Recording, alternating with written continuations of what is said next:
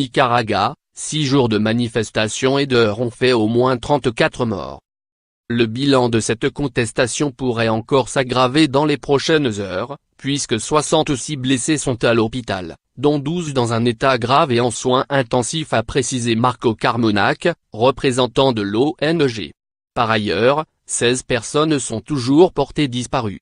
Nous condamnons la violence utilisée par la police et ses groupes paramilitaires, a déclaré le responsable du CNID.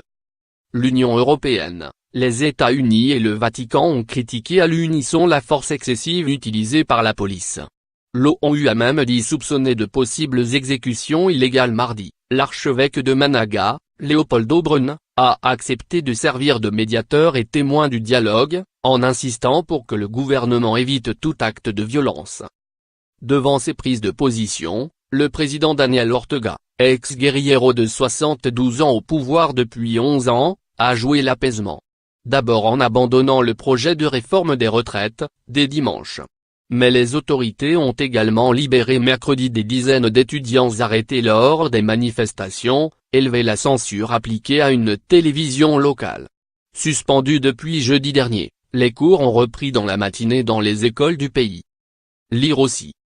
Nicaragua, le président annule la réforme des retraites à l'origine de manifestations meurtrières. Reste à savoir si ces mesures apaiseront la colère de la population, qui a continué à défiler en début de semaine. En toile de fond, un mécontentement général face aux dures conditions de vie et à la confiscation du pouvoir par Daniel Ortega, déjà à la tête du pays de 1979 à 1990 et revenu en 2007.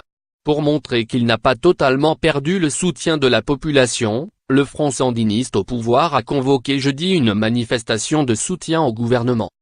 L'Église catholique appelle aussi à défiler samedi pour montrer notre foi et notre amour du Nicaragua, a annoncé sur Twitter l'évêque adjoint de Managua, Silvio B. à accent aigu et dure critique du gouvernement. Il a estimé que le chemin était ouvert pour construire de façon pacifique et civique un nouveau pays.